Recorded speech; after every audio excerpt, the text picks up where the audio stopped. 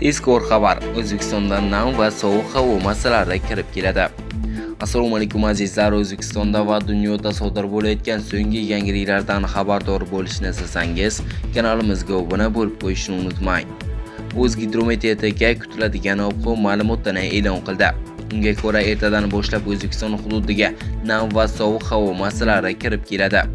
Toshkent shahrida havo o'zgaruvchan bo'ladi, yomg'ir yog'adi, sharqiy shamol yo'nalishini o'zgartirib, g'arbdan 38 metr/sekund tezlikda esadi. Harorat kechasi 3-5 daraja iliq, kunduzi 5-7 daraja iliq bo'ladi. Qoraqalpog'iston Respublikasi va Xorazm viloyatida havo o'zgaruvchan bo'ladi, yog'ingarchilik kutilmaydi. Ba'zi joylarda tuman tushishi mumkin. Shamol g'arbdan 7-12 metr/sekund tezlikda esadi. Harorat kechasi 2-7 daraja sovuq, kunduzi 3-8 daraja iliq bo'ladi. Buxoro va Navoiy viloyatlarida havo o'zgaruvchan bo'ladi. Ba'zi joylarda yomg'ir yog'adi, ayrim joylarda tuman tushishi mumkin. Shamol g'arbdan 7-12 metr/sekund tezlikda esadi. Harorat kechasi 0-5 daraja iliq, kunduzi 8-13 daraja iliq bo'ladi. Toshkent, Samarqand, Jizzax va Sirdaryo viloyatlarida havo o'zgaruvchan bo'ladi. Ba'zi joylarda yomg'ir yog'adi, ayrim hududlarda tuman tushishi mumkin. Sharqiy shamol yo'nalishini o'zgartirib, g'arbdan 7-12 metr/sekund tezlikda esadi. Harorat kechasi 2-7 daraja iliq, kunduzi 5-10 daraja iliq bo'ladi.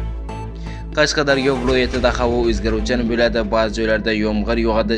Shamol sharqdan 7-12 metr/sekund tezlikda esadi. Harorat kechasi 2-7 daraja iliq, kunduzi 12-17 daraja iliq bo'ladi. Andijon, Namangan va Farg'ona viloyatlarida havo o'zgaruvchan bo'ladi. Ba'zi joylarda yomg'ir yog'adi, ba'zi joylarda tuman tushishi mumkin. Sharqiy shamol yo'nalishini o'zgartirib, g'arbdan 7 metr/sekund tezlikda esadi. Harorat kechasi 2 daraja sovuq, 3 daraja iliq, kunduzi 6-11 daraja iliq bo'ladi.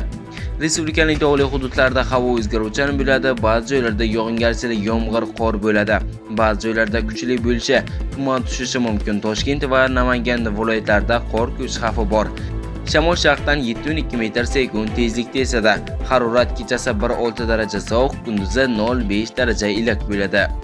Sizga yetkazmoqchi bo'lgan ob-havo ma'lumotlarimiz mana shulardan iborat edi. Bizni kuzatishda davom eting.